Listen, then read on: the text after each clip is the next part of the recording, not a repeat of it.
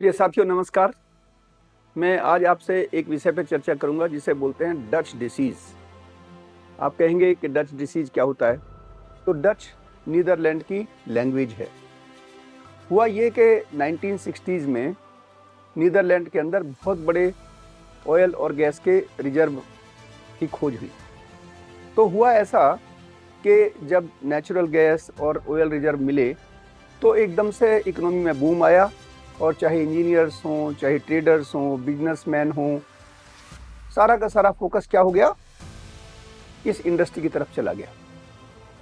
तो उस समय तो बड़ा अच्छा लगा कि भाई बहुत बड़ा पैसा आ रहा है, लोगों को इनकम हुई और आपका जो फॉरेन एक्सचेंज है वो बढ़ गया। लेकिन जो बाकी के जो सेक्टर थे, खास करके जो एग्रीकल्चर सेक्टर है, या जो वहाँ के जो आर्टिजन्स थे, या और दूसरे जो आपका जो पहले से जो ट्रेडिशनल इकोनॉमी थी, वो एकदम से स्लम्प पे चली गई। अब एग्रीकल्चर को कौन पूछे, ना उनमें कोई कॉम्पिटिटिवनेस है, जो लेबर है वो भी कहाँ चली गई जहाँ ज़्यादा पैसा मिलेगा। तो कुछ समय के बाद जो है ये एक डिजीज के रूप में उभरा, जिसे 1977 में इकोनॉमिस्ट जो पेपर है द इकोनॉमिस्ट, उसने इसका नाम दिया डच डिजीज। और ये केवल नीदरलैंड तक ही ये प्रॉब्लम नहीं रही, ये कहीं भी किसी भी देश में हो सकता है।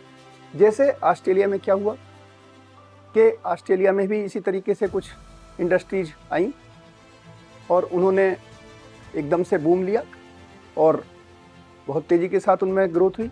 इसी तरीके से अगर आप नाइजीरिया देखें, अगर आप जो और भी जो कंट्री है जहाँ पे नेचुरल गैस आई, तो वहाँ का पूरा एग्रीकल्चर सेक्टर या जो ट्रेडिशनल सेक्टर्स हैं वो सारे डंप हो गए।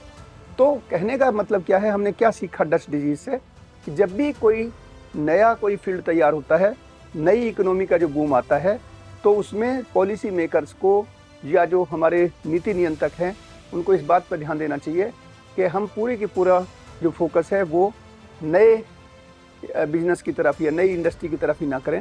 जो ट्रेडिशनल जो हमारी सेक्टर्स हैं, खास करके जो एग्रीकल्चर सेक्टर है, उस पर भी हमें अपना फोकस करना है।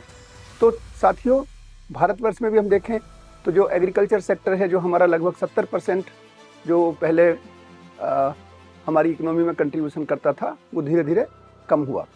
उससे क्या होता है कि जो लेबर है या जो भी हमारे उससे जुड़े हुए जो लोग हैं वो आपको काम करने के लिए मिलते नहीं है, तो जिससे प्रभावित होता है। तो एक बैलेंस इकोनॉमी होना जरूरी है। तो आज हमने समझा, जाना डच डिजीज और उससे हमें क्या लाभ नुकसान होंगे। तो जुड़े रहिए हमारे इस चैनल के साथ, अपने ज्ञान का वर्धन करिए और हमारे चैनल को सब्सक्राइब करिए। धन्यवाद, नमस्कार।